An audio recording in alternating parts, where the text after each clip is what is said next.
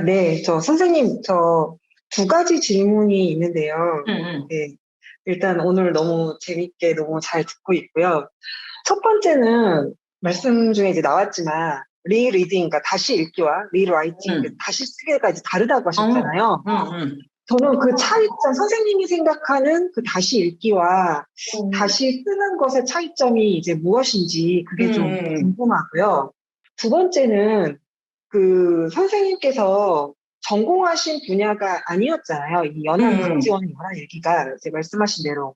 그래서 되게 새롭고 낯선 것이라서 맨 처음에 이제 이걸 접근하셨을 때, 쓰셨을 때 정말 막막하고 되게 응, 두려웠으셨을 것 같은데, 그걸 어떻게 극복하셔서 응, 이제 글을 쓰게 되었는지, 그게 좀 궁금합니다. 예, 예, 아주 좋은 질문. 네. 제가 미처 다 설명 못한 거를 또 콕 집어서 질문을 해주셨네요. 리리딩은 일반적으로 고전을 해설해 주는 거예요. 그 읽어주는 거죠. 쉽게 말하면. 예, 좀 친절하게, 예, 이렇게, 예, 설명을 해주는 그런 방식의 고전 해설서가 주류였어요. 20년 전에. 예. 그런데 이제 이 그린비 출판사에서 이제 리라이팅으로 이거를 다시 기획을 할 때, 그럼 핵심이 뭐냐? 다시 쓴다는 건 그거는 해설을 해주는 게 아니고 우리 삶, 지금 현대인이 이 고전을 활용하게 해주는 거예요. 그러니까 철저히 지금 현재 여기에, 지금 여기에 관점에서 이 그 고전의 용법을 말해주는 거예요. 쉽게 말하면. 그러니까, 그 교과서는 주로 리딩이죠. 해설을 해주는 거예요. 근데 그게 그럼 이 고전에 대한 진짜 해설이 뭐냐? 그걸 어떻게 알 수 있어요? 몇천 년 전 거, 몇백 년 전 거, 그리고, 뭐, 시대적인 어떤 그 조건도 다 달라져 있고, 독자들마다 또 다 다른 감성으로 읽는, 책을. 그건 실체가 없기 때문에 그렇게 할 수가 없어요. 거기에 완벽하게 뭐, 맞는 해설을 해준다. 이건 의미가 사실 없어요. 어. 그리고 이제 그거를 막 문헌학적으로 뭐 언제 나오고 이런 거를 하는 거는 일반인들이 굳이 또 알아야 될 이유도 없습니다. 그런 식의 고전을. 그런데 이 고전을 지금 이 시대와 연결해서 어떻게 활용할 것인가. 그러니까 지금 여기에서 우리가 어떻게 살 것인가를 탐구하려면 결국 고전하고 만날 수밖에 없는 거예요. 그게 돈을 버는 거든 연애를 하는 거든 아니면 뭐 저기 뭐 기업을 경영하든 정치를 하든 다 마찬가지인 거예요. 왜냐? 우리는 이 3천년의 시공간 안에서 이 문자로 된 책들을 전승해 왔거든요. 이게 다 우리의 집단 지성 안에 있고 이 안에서 사실 지금의 삶을 구성하는 거거든요. 그래서 이 지혜를 적극 활용을 해야 돼요. 그러려면 그런 점에서 리라이팅은 지금 여기에 더 방점이 있는 거죠, 사실은. 네. 지금 여기에 뭐가 문제냐. 그래서 이 고전을 어떻게 활용할 것이냐. 이렇게. 네. 그래서 저는 이제 유머와 역설, 우정과 지성 이런 것들이 연암의 사상과 삶에서 아주 중요한 핵심적인 태제다.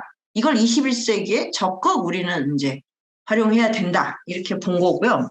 그래서 저는 사실 이 열하일기 때문에 이게 저에게 밥을 줬고요. 밥벌이를 하게 해줬고, 정말 읽고 써서 밥벌이를 하게 된 거거든요.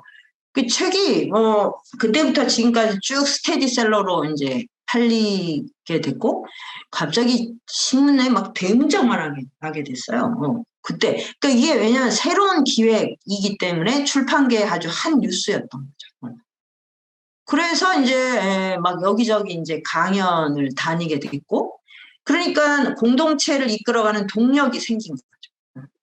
그러면 이런 식의 글쓰기 이거를 함께 할 수 있다.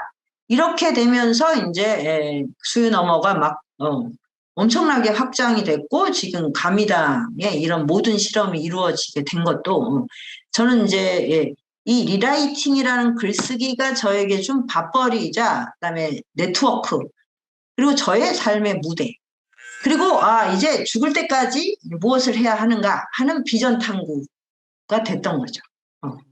하여튼 이제 요게 그 리라이팅의 이제 저력이고요. 그 다음에 이 굉장히 힘든 거 맞아요.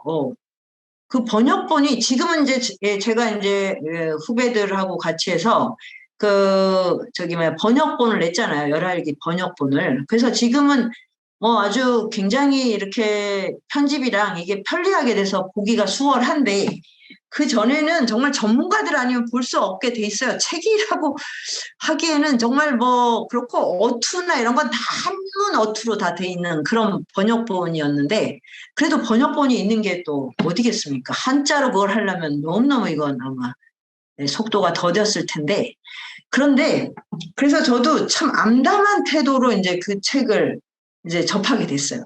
그러니까 이게 참 신기한 게 제가 자발적으로 선택한 게 아니잖아요. 이 리라이팅의 기획이 공동체에 오면서 저에게 맡겨진 거잖아요. 그러니까 요게 이제 중요해요. 그러니까 이거는, 제가 만난 인연이 저에게 준 선물인 거예요.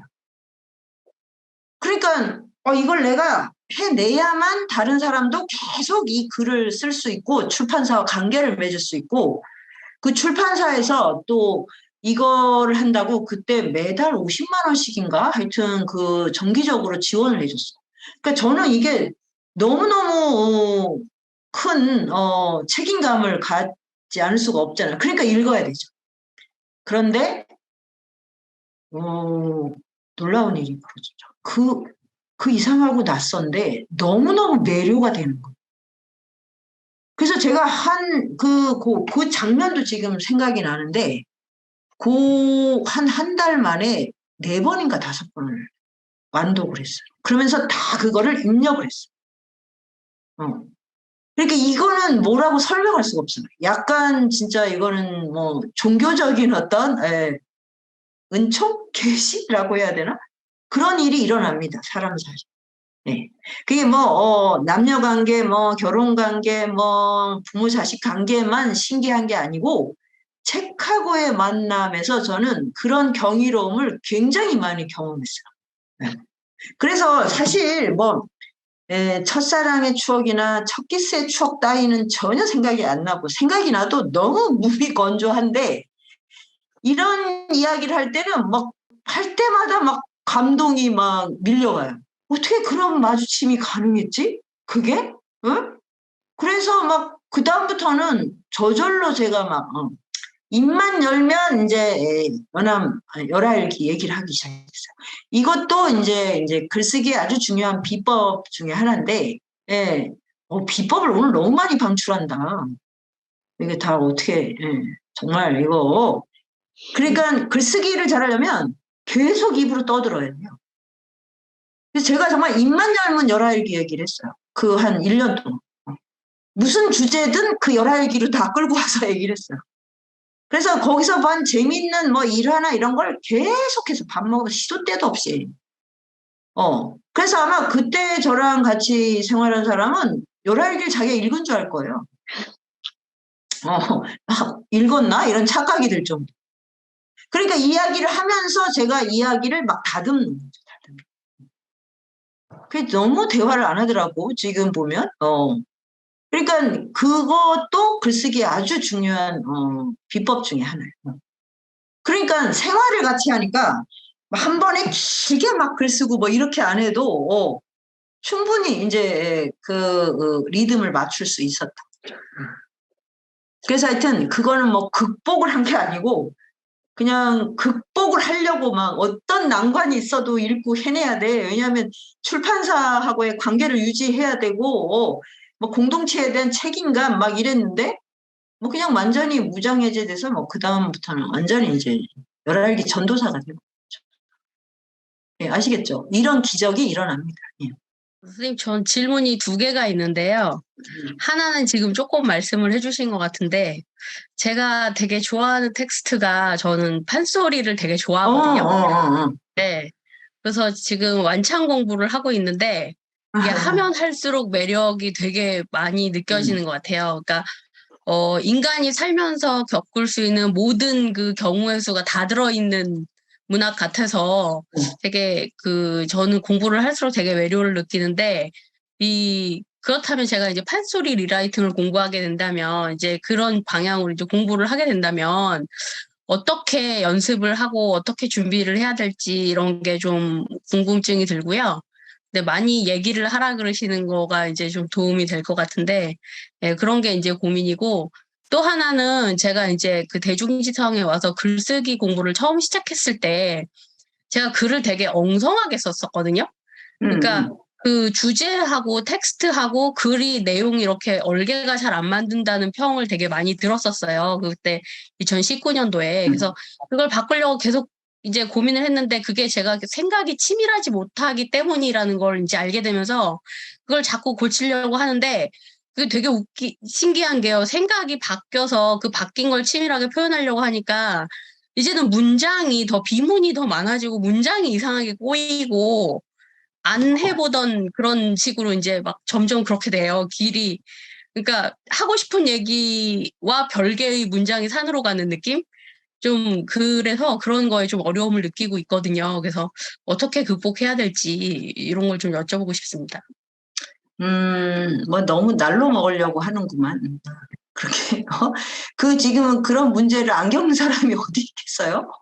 근데 일단, 판소리는 정말, 음악적으로는 나는 세계 최고 수준이라고 그건 확신하고, 문학적인 텍스트로 봐도 정말 인정물태의 파노라마가 거기 다 들어있고, 진짜 한국인은 판소리 하나 정도만 이렇게 완독해서 이렇게 암송을 하기만 해도 표현력이 너무너무 풍부해질 거예요. 그러니까 한국어의 표현력, 그거를 가장 잘 드러낸 게 사실은 판소리거든요, 판소리. 예. 이거를 사실 교육에서 별로 활용하지 않는 게 너무 사실 안타까워요. 그러니까 고등학교 졸업할 때까지 5마당 중에 하나를 내가 거의 완창이 아니라 완송을 하는 거지. 그러면 막 입에서 막 저절로 그냥 성격도 바뀔 거예요, 아마. 우울증 이런 게 있을 수가 없어. 판소리를 낭독을 하면, 막 비극적인데 그게 막 너무 나에게 막 힘을 주는 이런 텍스트라니까, 그게. 예. 그래서 그거를 정말 참 우리말의 보배니까 잘 완창을 해서, 나중에 그걸로 리라이팅하는 글쓰기를 좀 하면 좋을 것 같아요. 그건 이제, 아주 참 의미 있는 작업인데, 그게 이제 되려면 이제 뒤에 질문한 거랑도 마찬가지인데, 이게 기본을 튼튼하게 해야 되거든요. 그러니까 지금 이제 이렇게 주제하고 텍스트하고, 그 다음에 내가 표현하는 게 이렇게 초점이 잘 안 맞는 거예요. 그게 엉성하다는 게 그거는. 사진 찍을 때를 잘 생각을 해봐요, 사진을 찍을 때 내가 이제 구도를 잘 잡아야 되잖아요, 일단. 이 구도를 잡아서 이게 이제 내 사유거든요. 근데 구도를 잡는 데 집중을 하면 초점이 잘 안 맞아. 이렇게 초점을 맞춰 놓으면 구도가 되게 또 왜 이걸 찍었는지 모르겠어. 이런 사람 많이 있잖아요. 사진이 명료한데 이걸 왜 찍었니? 이런, 이런 경우 많아요. 그래서 예전에 우리가 미국 여행할 때 오만장이라고 별명을 붙여준 사람이 있는데 왜 찍었는지 모르겠는 사진을 너무 많이 찍은 거야. 그래서 너는 5만장을 찍어야 한 장을 던지니? 막 이렇게 놀린 적이 있어요. 그게 초점은 맞았어. 근데 왜 찍었는지 모르겠고. 이 구도가 되게 이거는 독창적인데 흐려. 피사체가 되게 흐려. 이런 거잖아요. 그건 두 가지잖아. 이 장면, 미장센이라고 해야 되나? 이게 구도가 명료해서, 이 사진의 핵심은 뭐고, 배경은 뭐고, 주변에 뭐는, 이 주변의 서포터즈는 뭐고, 이거를 잘 보여준다. 그런데 또 굉장히 그것들이 다 초점이 명료해야 되잖아요. 초점을 흐릴 때는 내가 일부러 이건 약간 모호하게 표현할 거야 라는 의도가 들어갈 때 모호해야지 그거는 맞는 거. 그죠? 그럼 글쓰기도 비슷하죠. 그러니까 제일 첫 번째 전체 흐름을 잡아야 돼요. 그래서 제가 늘 이제 말하는 게 목차를 먼저 잡고 시작해야 됩니다. 그거는 집 지을 때 이 설계도 없이 시작을 한다고 생각을 해봐요. 그냥 밑에서부터 그냥 대충대충 이렇게 할 수가 없거든요. 전체 구도의 유기적 흐름을 먼저 생각을 해야 돼요. 그리고 나서 거기에 각각 적절한 거를 배열을 해야 되거든요. 그 다음에 표현을 이렇게 뭐라고 하지? 그 절차탕마 하는 거. 예. 그걸로 그렇게 다듬는 거. 근데 이 순서가 지금 어떻게 돼 있나 그거를 잘 자기가 살펴봐야죠. 예. 구도를 먼저 잘 잡는 일에 주력을 하는지. 근데 이런 기초가 안 돼 있으면 짧은 글은 뭐 큰 차이가 안 나는데 긴 작업할 때는 이제 감당이 안 돼요. 그 가지도 못하지. 왜냐면 중간에 엎지도 못하고 뭐 나가지도 못하는 꼴이 돼. 그러니까 마라톤을 뛸 수가 없게 되는 거지. 기초 체력이 없으면. 체력 안배랑 모든 호흡 조절 뭐 이런 걸 다 해야 될 거 아니에요. 그런 것처럼.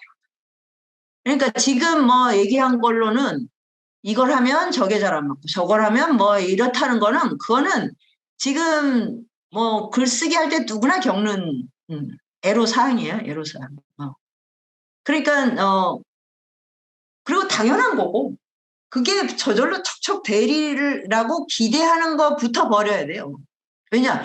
그런 식으로 생각을 말과 이렇게 맞춰본 적이 없잖아요.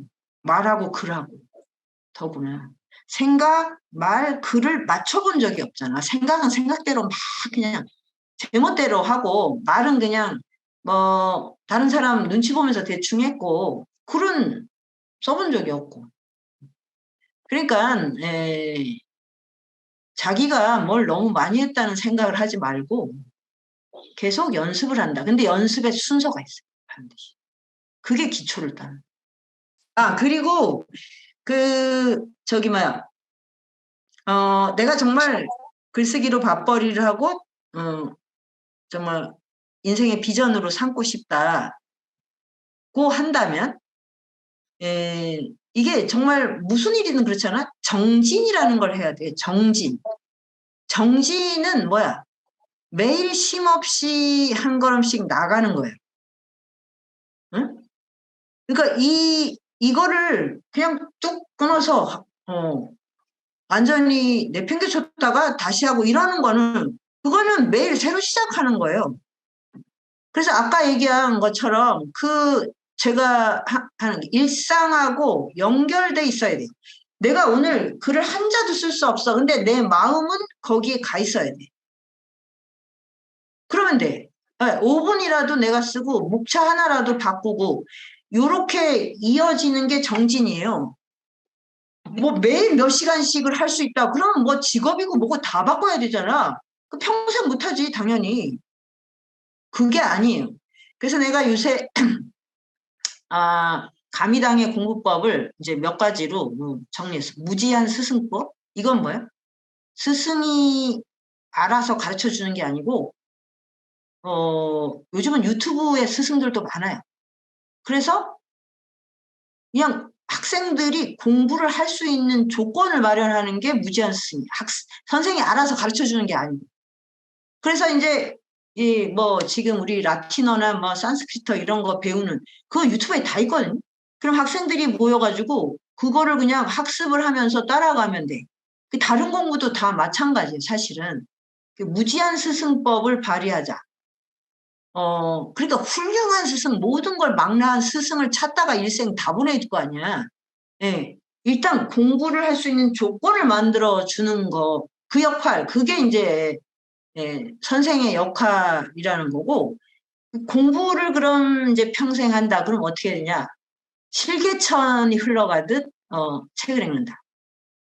매일 조금씩 읽는 거야. 매일.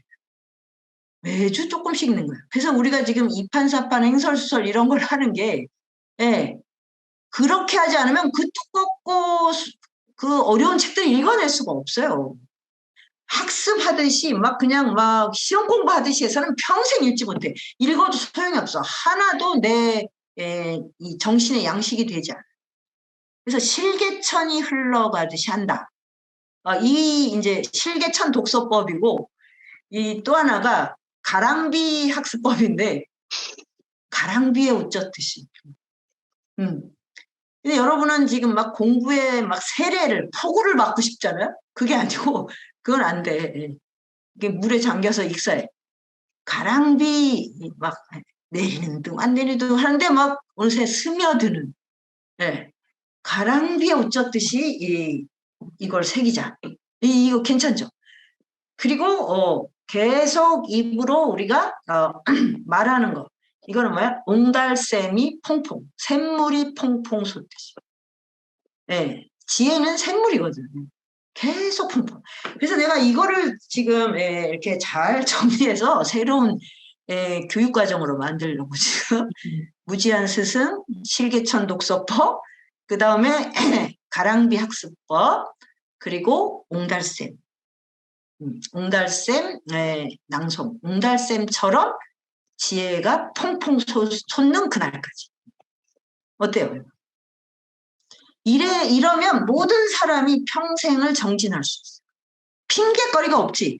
핑계 댈 수 있나 지금 이거? 예? 그냥 그런데도 공부를 안 한 사람은 그냥 공부가 하기 싫은 거야. 공부가 왼수인 거야 그냥. 아니 그런 사람은 공부복을 요만큼도 못하고 난 거야. 왜? 한 번도 선한 일을 하지 않았다는 증거. 이러면 조금 등골이 서늘해질걸. 어쩜 그렇게 선한 일을 안 했으면 공부복이 그렇게 가랑비만큼도 안 오냐고. 그게 말이 돼요? 그런 사람은 없어요. 이렇게 해서 그렇게 하는 그런 식으로 일상이 흘러가야 정진이라고 합니다. 정진을 하면 반드시 결실을 이루게 돼 있어요. 뚝뚝 잘라서 이만큼 하다가 갑자기 뚝 그냥 한자도 안 보다가 맨 나 다시 결심했어 이러고 다시 이러게 하죠. 그거는 정진이 아니에요. 그리고 나 3일 하다가 하루 쉬고 3일 했다. 이거는 지금 3일밖에 안 한 거예요. 앞에 3일은 참 소용없어요. 아시겠죠? 90일 하다가 내가 10일 쉬었다. 그러면 도로 무게예요. 그 다음에 열흘 했다. 그거 100일이 아니라니까. 열흘이라니까. 그거는. 이런 게 동양의 상수학이에요. 무슨 뜻인지 알겠죠? 하늘이 알겠지? 응? 한 방에 뭘 하겠다는 그런 인간치고 평생 한 방 외치다가 그냥 한 방에 갑니다. 그냥 이거 멋진 개그인데. 네. 자 그러면 오늘 시간이 좀 됐네요. 네, 오늘 선생님 글쓰기 비법과 아주 공부 비법을 퐁퐁 묻어가는데요. 엄청난 방출을 했어. 네, 엄청난 방출 은혜 받았습니다. 자 다음 주에 또 우리 만나죠 진짜. 다음 주에는 이제 열할기와 관련해서 또 제 인생에 일어난 아주 기막힌 스토리와 인연에 대해서 또 이야기를 나누도록 하겠습니다. 네, 쌤 감사합니다. 다음 주에 봬요. 다음 주에 만나요. 그러니까 다음 주에 뵐게요.